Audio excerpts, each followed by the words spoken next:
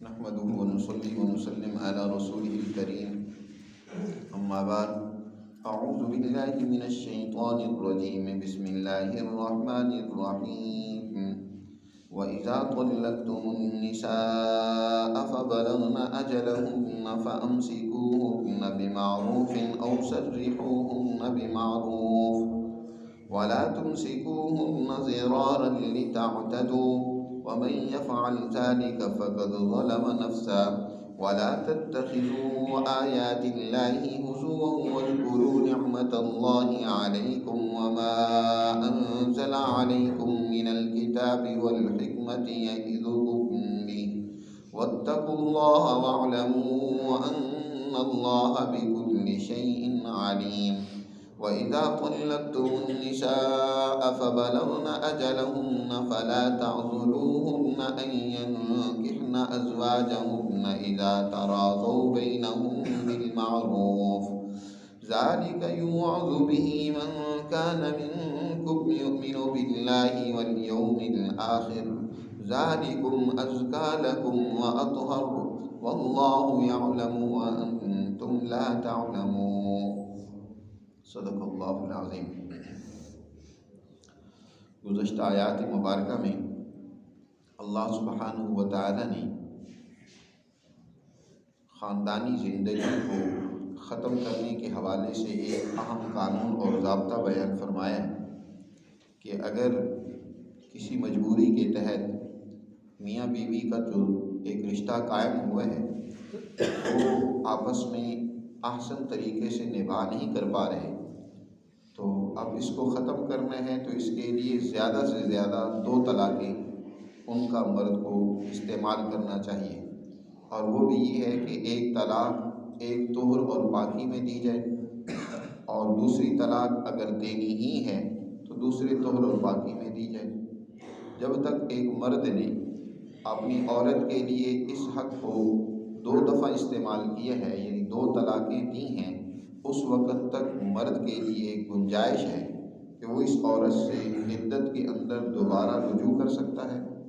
یا عدت گزر جائے تو ازسر نو نکاح کر کے اس کو اپنی بیوی بنا کر دوبارہ اپنے گھر بسا سکتا ہے۔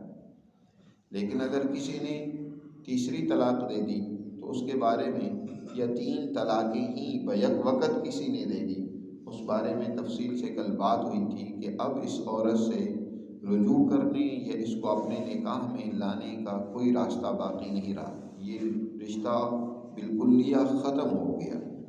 ایک صورت ہے اور وہ شاذ و نادر پیش آتی ہے کہ یہ عورت کہیں آگے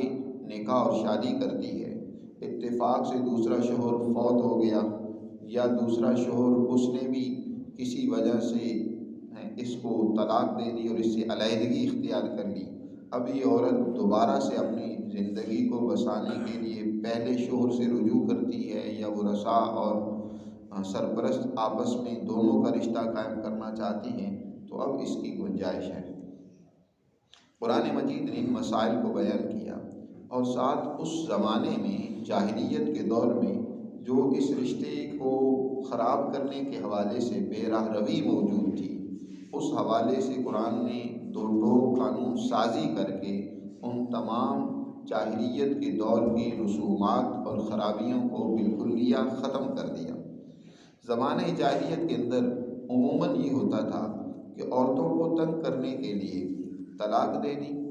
عدت ختم ہونے والی ہوتی پھر رجوع کر لیا جاتا، پھر طلاق دے دی، اور پھر جب عدت ختم ہونے والی ہوتی تھی تو پھر مطلب ہے اس سے رجوع کر لیتے تھے۔ اس طریقے سے نہ اسے بساتے تھے نہ اسے چھوڑتے اور آزاد کرتے تھے۔ اس حوالے سے قرآن مجید نے یہاں 2 ٹوک اور واضح طور پر مسلمان جماعت کو یہ ہدایت دی ہے کہ جب تم نے عورتوں کو طلاق دے دی فَبَلَغْنَ أَجَلَهُنَّ، اور وہ اپنی عدت کو پہنچ رہی ہیں، یعنی ان کی عدت ختم ہونے کے قریب ہے، ابھی ختم نہیں ہوئی، تو اب تمہارے پاس اختیار ہے فَأَمْسِكُوهُنَّ بِمَعْرُوف، ان کو روک سکتی ہو لیکن معروف طریقے سے، دستور کے مطابق، کہ ان کو اپنی زندگی کا حصہ بناؤ، اپنے گھر کا وزیر بناؤ، اور ان کے ساتھ اپنے امور خانہ داری کو بہترین طریقے سے چلانے کے حوالے سے اس کو ایک ممبر بنا کر اپنے گھر میں بساؤ۔ یہ نہیں کہ اس کو تنگ کرنے کے لیے تم رجوع کر لو، نہیں، اگر معروف طریقے سے رجوع نہیں کرنا چاہتے تو دوسرا حکم دیا کہ سرحوہن بمعروف، کہ تم ان کو چھوڑ دو، الگ کر دو معروف طریقے سے، اچھے طریقے سے، لڑائی جھگڑا کر کے، الزام تراشیاں کر کے ایک دوسرے پر نہیں، بلکہ عمدہ انداز سے، اچھے طریقے سے۔ پیچھے اس کا ذکر ہوا بِإحسان، کہ ایک دوسرے کے ساتھ احسان بھی کرو۔ مرد کو خاص طور پر ہدایت دی ہے کہ اب تم اس رشتے کو توڑ رہے ہو تو لڑ جھگڑ کے نہیں، ٹھیک ہے تمہارا نبھاؤ نہیں ہو پایا تو تم باہمی رضامندی سے ایک دوسرے سے علیحدہ ہو جاؤ، لیکن علیحدگی کے وقت بھی ایک دوسرے پر تبرعاً ہدیتاً، کچھ مرد کو چاہیے کہ عورت کو کچھ متاع پیش کرے، کچھ کپڑوں کا جوڑا دے دے، کوئی اور گفٹ دے دے، تاکہ وہ دل میں جو رنجش اور تکلیف ہے وہ کم سے کم ہو جائے۔ یہ نہیں ہے کہ ایک دوسرے پر الزام لگانے لگ پڑو کہ یہ فلان اس کا یہ رویہ تھا، یہ تھا، تو ایک دوسرے پر الزام تراشیاں کر کے علیحدگی نہ ہو۔ اور خاص طور پر ایک جو الگ اور صورت اس معاشرے میں موجود تھی، اس پر تنبیہ کرتے ہوئے فرمایا وَلَا تُمْسِكُوهُنَّ ضِرَارًا لِتَعْتَدُوا، ان کو ضرر پہنچانے کے لیے تم روک لو تاکہ ان پر تم زیادتی کرو، تو ایسا قتل نہ کرو۔ وَلَا تُمْسِكُوا، اس مقصد کے لیے رجوع کر لو کہ ہم ان کو نہ تو بیوی بنا کے رکھیں گے نہ ان کو الگ ہونے دیں گے جیسے کہ جاہلیت میں تھا، تو ایسا قتل نہ کرو۔ وَلَا تُمْسِكُوا ضِرَارًا لِتَعْتَدُوا، تاکہ ان پر زیادتی کرو۔ نہیں بسانا چاہتے تو چھوڑ دو، وہ اپنی زندگی کا نیا فیصلہ کرے، تم اپنے لیے الگ کوئی اور سوچ لو۔ یہ تو نہیں ہے کہ تم انتقامی کارروائیاں کرتے رہو یا عورت کو کمزور سمجھ کر اس کے ساتھ زیادتیاں کرتے رہو، ایسا قطعاً نہ کرو۔ وَلَا تُمْسِكُوهُنَّ ضِرَارًا، ان کو ضرر پہنچانے کے لیے مت اپنے پاس زبردستی روکو تاکہ تم ان پر زیادتی کرو۔ اور آگے کیا فرمایا وَمَن يَفْعَلْ ذَلِكَ فَقَدْ ظَلَمَ نَفْسَهُ، جس نے اس طرح کیا اس نے اپنا نقصان کیا، اس نے اپنے اوپر خود ظلم کیا۔ اس کی سزا اسے سخت کڑی بھگتنی پڑے گی کہ ایک انسان پر اس کی آزادی اور حریت کو وہ سلب کرنا چاہتا ہے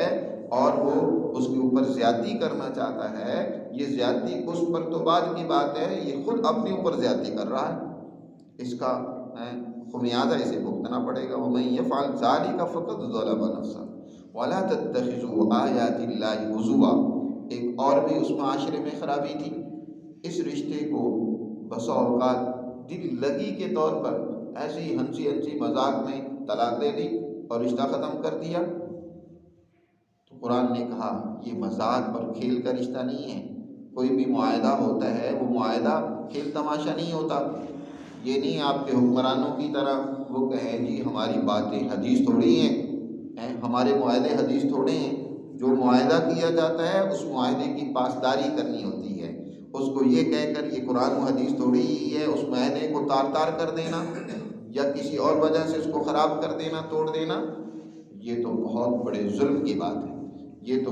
بہت بڑے غیر ذمہ دار ہونے کی بات ہے۔ آج یاد رکھو ایک اور بات بھی یہاں سمجھنے کی ہے کہ اللہ سبحانہ و تعالی یہاں مثالوں کے ذریعے سے چھوٹے مسائل سمجھا کر بڑے مسائل کو بھی حل کروا دیں۔ یہ مثالیں ہوتی ہیں در حقیقت، یہ جو گھریلو امور کے حوالے سے یا احکامات بیان فرمائے ہیں یہ صرف یہی مقصود نہیں ہے، بلکہ اس سے در حقیقت مسلمان جماعت کی بڑے مسائل حل کرنے کے حوالے سے ان مثالوں سے رہنمائی لے کر ان بڑے مسائل کو بھی حل کرنا چاہیے۔ مرد اور عورت کا جو رشتہ ہے ان کے درمیان جو معاہدہ ہوا ہے، ایک سوشل کنٹیکٹ ہوا ہے کہ وہ کس طریقے سے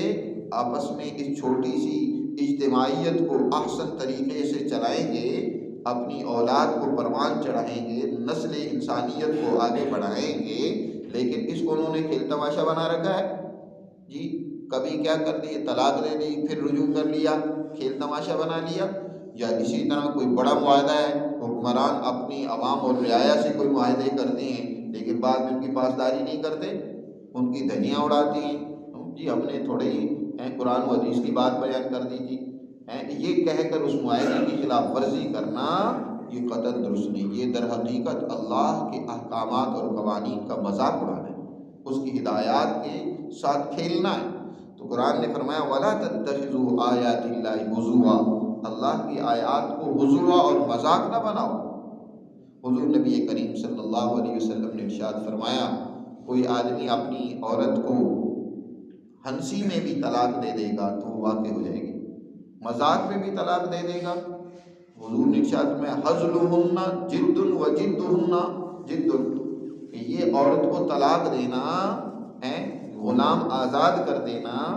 یا اسی طرح نکاح گواہوں کی موجودگی میں ہونا، یہ چیزیں ہنسی مذاق کی نہیں ہیں، بلکہ اگر کسی نے ہنسی مذاق میں بھی طلاق دی تو وہ واقعتاً طلاق ہو جائے گا، یہ اس کی زبان سے نکلا ہوا تیر لگ جائے گا۔ کیا کسی کو گولی اگر ہنسی مذاق میں ماری جائے تو وہ زخمی نہیں ہوگا؟ یقیناً وہ بھی زخمی ہوگا، چاہے سنجیدگی سے مارو، دشمنی سے مارو، ہنسی مذاق میں مارو، فائر تو چل گیا، دوسرے کا تو نقصان ہو جائے گا۔ اسی طرح یاد رکھو زبان سے نکلا ہوا جملہ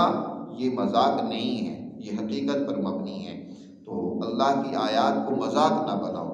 اور ایک مطلب یہ بھی ہے جو میں نے بھی بیان کیا کہ صرف انہی مثالوں پر اللہ کے احکامات کو بند کر دینا یہ بھی اللہ کی آیات کا مذاق کرنا ہے، کیونکہ قرآن مجید در حقیقت بڑے امور وہ چھوٹی مثالوں سے سمجھاتی ہے۔ ایک استاد اپنے شاگرد کو کوئی قانون سمجھا رہا ہے، اس قانون کے سمجھانے کے لیے ایک مثال دیتا ہے۔ مثلاً عربی کے اندر یہ کہا جاتا ہے کہ جو فاعل ہوتا ہے وہ اس کے اوپر عربی کے اندر پیش آتی ہے، ضمہ آتا ہے اس کے اوپر، اور وہ مثال اس نے دی جیسے قام زید، زید کھڑا ہوا۔ اس مثال میں زید کے اوپر جو پیش آ رہی ہے یہ اس بنیاد پر کہ یہ فاعل ہے جی، تو فاعل کے اوپر پیش آتی ہے۔ اب شاگرد یہ سمجھتا ہے کہ بس قام زید میں جو زید فاعل ہے اسی کے اوپر پیش آتی ہے، کسی اور اس قانون کو سمجھ کر کسی اور مثال کو نہیں سامنے لے آتا، اس کے لیے کوئی اور عربی کی عبارت کو سمجھنے کی کوشش نہیں کرتا، تو اس نے گویا اس قانون کو سمجھے ہی نہیں ہے، ایک ہی مثال کے اوپر بند ہو کر رہ گیا۔ وہ تو ایک مثال تھی قانون کو سمجھانے کے لیے، وگرنہ وہ قانون تو عام ہے کہ جہاں بھی عربی عبارت کے اندر اس طرح کا کوئی بھی لفظ آئے گا جو یا کوئی بھی جملہ آئے گا جس میں ایک فاعل بن رہا ہے تو اس کے اوپر آپ نے اسی طرح کا اعراب لگانا ہے۔ تو اسی طرح قرآن نے یہاں ازدواجی زندگی کے مثال بیان کی ہے اور اس کے ذریعے ایک حکم اور قانون بیان کیا ہے، لیکن یہ اسی میں بند نہیں ہے۔ معاشرے میں کہیں بھی اس طرح کے معاہدات کے حوالے سے خلاف ورزی ہوتی ہے تو وہاں بھی یہی قانون لاگو ہوگا۔ تو گویا مذاق بنا لینا کہ یہ تو صرف ازدواجی زندگی کے لیے بیان ہوا ہے، باقی زندگی تو ہماری کوئی اپنی مرضی سے ہے، اس کے لیے کوئی قرآن میں مسئلہ بیان نہیں ہوا، قرآن کے لیے قرآن میں کوئی ہدایت اور حدیث نہیں آئی ہے، لہذا اس میں ہماری مرضی ہے، یہ بھی در حقیقت اللہ کی آیات کا مذاق اڑانا ہے، انہیں نہ سمجھنا ہے۔ فرمایا اللہ کی آیات کا مذاق نہ بناؤ۔ وَاذْكُرُوا نِعْمَتَ اللَّهِ عَلَيْكُمْ، اللہ کے احسان یاد کرو جو اس نے تم پر کی ہیں۔ وَمَا أَنزَلَ عَلَيْكُمْ مِنَ الْكِتَابِ وَالْحِكْمَةِ، اس نے تمہاری اوپر کتاب اور قانون نازل کیا ہے اور حکمت نازل کی ہے، مصلحت نازل کی ہے۔ یاد رکھو قانون کے بھی دو دائرے ہوتے ہیں، ایک تو اٹل قانون ہوتا ہے جس کی حدود بیان کر دی جاتی ہیں، دوسری چیز مصلحت ہوتی ہے،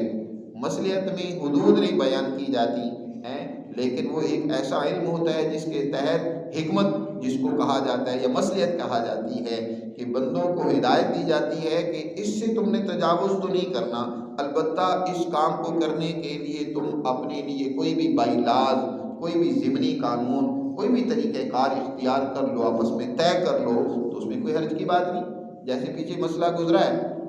جو بہترین مصلحت کی مثال ہے، قرآن نے یہ تو فرما دیا کہ عورتیں تمہارے لیے بمنزلہ کھیت کے ہیں، تم اپنی عورتوں کے پاس جس طریقے سے جانا چاہو جا سکتے ہو، اس میں کوئی طریقہ متعین نہیں کیا، لیکن یہ بتا دیا کہ وہ تمہارے لیے بمنزلہ کھیت کی ہیں، یعنی مقام اور جگہ تو ایک ہی ہے جہاں تم نے اپنی خواہش پوری کرنی ہے، لیکن اس کے لیے کوئی بھی مصلحت اختیار، تم اپنی مصلحت کے تحت کوئی طریقہ اختیار کر لے، کوئی طریقہ اختیار کر لے، اس میں کوئی حرج کی بات نہیں، تو اس کو حکمت اور مصلحت کہا جاتا ہے۔ تو قرآن نے حکمت بھی بیان کر دی، قانون بھی بیان کر دیا، ایک دائرہ بیان کر دیا کہ اس دائرے سے تو تم باہر نہیں جا سکتے، باقی بہت ساری چیزوں میں قرآن نے حکمت عطا کر دی تمہیں، مصلحتیں تمہارے پیش نظر ہونی چاہیے، اس کے تحت کوئی بھی تم اپنا ضمنی قانون اور بائی-لاز بنا لو تو اس کے لیے قرآن تمہیں اجازت دیتا ہے۔ اور اللہ نے تمہارے اوپر کتاب بھی نازل کی، حکمت بھی نازل کی، یعظکم بھی، اور اس کے ذریعے تمہیں نصیحت کر رہا ہے، اس کتاب اور قانون اور ہدایت کے ذریعے سے تمہیں سمجھا رہا ہے کہ تم اس کے قوانین کا مذاق نہ اڑاؤ، سمجھو اللہ کے قوانین کو سمجھو، واتقوا اللہ، اور اللہ سے ڈرو اور تقوی اختیار کرو، عدل و انصاف کرو، گھریلو زندگی میں بھی عدل سے کام لو، اور اسی طرح اگر تمہیں حکومت سونپ دی جائے تو وہاں بھی عدل و انصاف سے کام لو، وہاں بھی ظلم و زیادتی نہ کرو۔ وَاعْلَمُوا أَنَّ اللَّهَ بِكُلِّ شَيْءٍ عَلِيمٌ، اور اس بات کو جان لو کہ بے شک اللہ ہر چیز کو جانتا ہے، اللہ سے کوئی چیز چھپی اور مخفی نہیں ہے، وہ سب کچھ جانتا ہے۔ جب تم اس کے قانون کو توڑو گے تو وہ تمہیں دیکھ رہا ہے، وہ جانتا ہے تمہاری ان حرکتوں کو۔ وَإِذَا طَلَّقْتُمُ النِّسَاءَ فَبَلَغْنَ أَجَلَهُنَّ، قرآن نے یہاں ایک اور مسئلہ بیان بھی کیا کہ جب عورتیں ان کو طلاق ہو گئی اور طلاق رجعی ہوئی یا طلاق بائن ہوئی اور عدت بھی ان کی گزر گئی، اب عدت گزرنے کے بعد یہ عورت نیا نکاح کرنا چاہتی ہے، کسی اور آدمی سے کرنا چاہتی ہے یا اپنی اسی سابقہ شوہر سے دوبارہ نکاح کرنا چاہتی ہے، کیونکہ طلاق مغلظہ نہیں ہوئی، طلاق رجعی تھی یا بائنہ تھی، تو بہر صورت عدت گزر گئی تو دوبارہ اسی مرد سے بھی نکاح ہو سکتا ہے۔ تو یہ عورت مطمئن ہے، مرد نے اس کو مطمئن کر لیا، یہ دونوں آپس میں دوبارہ نئے عزم کے ساتھ اپنے گھر کو بسانے کے لیے تیار ہو گئے ہیں، تو اب گھر کے سرپرست اور ولی رکاوٹ ڈالے کہ نہیں اب ہم تو تمہارا رشتہ نہیں ہونے دیں گے، عورت کو روکے کہ نہیں تم نہیں اس سے نکاح کر سکتے، اس نے ہماری ناک کٹوا دی، ہمارے ساتھ زیادتی کی۔ بھائی تم ایک عورت اور مرد اپنے گھر کو نئے طریقے سے بچانا چاہتے ہیں اور تم اپنی جھوٹی عزت لے کر اس میں رکاوٹ ڈالتے ہو، تو اس کی اجازت نہیں ہے تمہیں۔ حضرت معقل بن یسار رضی اللہ تعالی عنہ، ان کی بہن تھی جمیلہ بنت یسار، ان کا نکاح ابو البداح رضی اللہ تعالیٰ عنہ سے ہوا اور انہیں طلاق دے دی، عدت گزر گئی، دوبارہ ان کا آپس میں معاہدہ ہونے لگا، آپس میں دونوں پھر رضامند ہو گئے، مطمئن ہوئے کہ ہم دوبارہ سے اپنی زندگی کو اب عزم کرتے ہیں کہ صحیح طریقے سے چلائیں گے بسائیں گے، لیکن معقل بن یسار نے کہا کہ یہ تو ہماری ناک کٹ جائے گی، میں دوبارہ یہ نکاح نہیں ہونے دوں گا۔ تو قرآن مجید نے ان آیات میں حکم دیا کہ ایسا نہ کرو، فلا تعذروہن، انہیں روکو نہیں، اگر وہ مطمئن ہو کر دوبارہ نکاح کرنا چاہتی ہیں تو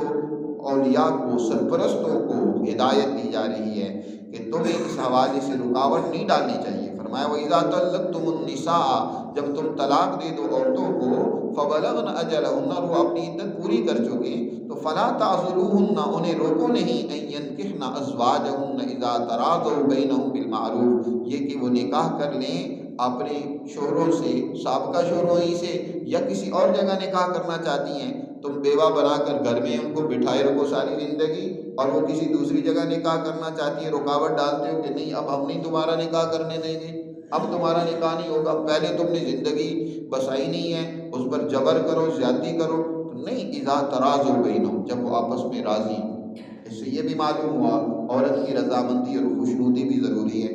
مرد اور عورت دونوں خوشی سے نکاح کریں، یہ نہیں ہے کہ سرپرست اور اولیاء جو ہیں وہ جبر کریں، زبردستی کریں، ہماری مرضی سے ہی تمہارا نکاح ہونا چاہیے، نہیں، دونوں کی رضامندی ضروری ہے۔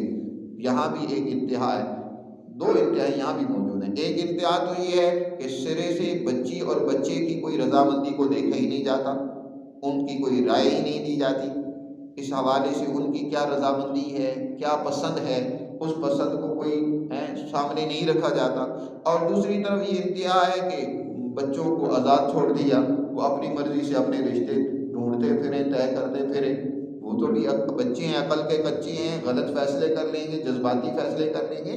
نہیں، رشتے ڈھونڈنے میں مدد کرنی چاہیے، لیکن پسند ناپسند کے حوالے سے ان کی رائے جاننا بھی بہت ضروری ہے کہ وہ بھی ان رشتوں کو پسند کرتے ہیں یا نہیں کرتے۔ تو فرمایا اذا تراضوا بینہم، جب وہ آپس میں پسند کر لیں، راضی ہو جائیں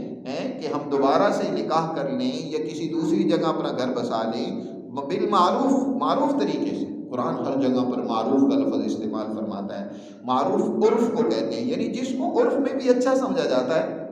کیا عرف میں ایسا اچھا سمجھا جاتا ہے کہ بچی جا کر کورٹ میں اپنا نکاح کر لے؟ یا عرف میں اس کو اچھا سمجھا جاتا ہے کہ کوئی بچہ کسی بچی کو بھگا کر لے جائے اور باہر محبت کی پینگیں اور اس کے ساتھ جوڑ لے اور پھر عدالت میں نکاح کر لے؟ نہیں، عرف میں جس کو برا سمجھا جاتا ہے وہ طریقہ کار نہیں ہونا چاہیے. وہ طریقہ کار ہونا چاہیے جس کو عام معاشرے میں اچھا سمجھا جاتا ہے کہ بچی کو لینے کے لیے پورے ڈھول ڈمکے کے ساتھ، پوری بارات کے ساتھ، پوری عزت کے ساتھ اس کو لینے کے لیے پھولوں کی گاڑی کے اندر اس کو لینے کے لیے، اس کے استقبال کے لیے لے جاؤ. یہ اس کی عزت ہے، یہ اس کے لیے عزت ہے. ایک یہ ہے کہ تم گھر سے چوری چھپے بھگا کر لے جاؤ، یہ اس کی عزت تھوڑی ہے، یہ تو اس کی توہین ہے، اس کی تذلیل ہے. ایک یہ ہے کہ آپ پورے برادری کو، رشتہ داروں کو، دوست احباب کو ساتھ لے کر پورے ٹھاٹ باٹ کے ساتھ آتے ہیں، اس کے اعزاز کے طور پر آتے ہیں اور اس اعزاز کے ساتھ اس کو لے کر جاتے ہیں. یہ معروف طریقہ ہے، یہ اچھا طریقہ ہے. تو اچھے طریقے کے ساتھ اس کو لے کر جاؤ اور اپنا گھر آباد کرو. ذالک یوعظ بہ من کان منکم یؤمن باللہ والیوم الآخر. انہی باتوں کی اللہ نصیحت کرتا ہے ان کو جو تم میں سے اللہ پر ایمان رکھتے ہیں اور آخرت کے دن پر ایمان رکھتے ہیں. یہاں پھر اللہ نے جملہ ایک سخت بولا ہے کہ جن کا اللہ پر اور آخرت کے دن پر ایمان و یقین ہے، ان ہدایات سے انہی کو فائدہ ہوگا، وہی ان پر عمل کریں گے. جو محض اللہ کی ہدایات اور احکامات کو ہنسی مذاق میں ڈالتے ہیں، ان کو کوئی اہمیت نہ دیں. جیسے آپ کا حکمران طبقہ ہے، وہ ہر موقع پر اللہ اور اس کی رسول کی ہدایات کو اپنے مفادات کے لیے تو استعمال کرتے ہیں، لیکن اپنے آپ کو ان کے تابع بنانے کے لیے، ان کے پابند بنانے کے لیے نہیں. جی، جہاں کوئی مفاد ہوتا ہے تو کوئی آیت، کوئی حدیث کسی مولوی صاحب سے وہ ڈھونڈوا لیتے ہیں، اس کے مطابق وہ اس کو استعمال کر کے قوم کو گمراہ کرنے کی کوشش کرتے ہیں. اللہ پر اور آخرت کے دن پر تمہیں اگر یقین ہے تو تمہیں اللہ کے احکامات پر عمل کرنا چاہیے، کیونکہ ذالکم ازکی لکم واطہر. یہی تمہارے لیے پاکیزگی اور طہارت کا ذریعہ ہے، یہی تمہارے لیے بہتر ہے کہ تم اس حوالے سے ان عورتوں کو اپنے گھر بسانے کے حوالے سے، ایک دفعہ اگر طلاق ہو گئی، بیوہ ہو گئی، دوبارہ وہ اپنا گھر بسانا چاہتی ہے عزت کے ساتھ، تو تم اس کے راستے میں رکاوٹ نہ ڈالو. واللہ یعلم وانتم لا تعلمون. اللہ جانتا ہے اور تم نہیں جانتے. تو یہاں تک اللہ تعالیٰ نے اس رشتے میں اگر کسی وجہ سے دراڑیں پڑ جائیں، ان کو ختم کرنا پڑے تو اس کا کیا طریقہ کار ہے، اس حوالے سے جو اس زمانے میں کچھ خرابیاں موجود تھیں قرآن مجید نے ان کی بھی نشاندہی کی ہے. آگے جب اس رشتے کے نتیجے میں اولاد ہو جاتی ہے، اب ان کی پرورش اور تربیت کا وقت ہے. اس حوالے سے اگلی آیات میں اللہ تعالیٰ نے ہدایات دی ہیں، اس پر پھر بات کریں گے. اللہ ہمیں سمجھ نصیب فرمائے.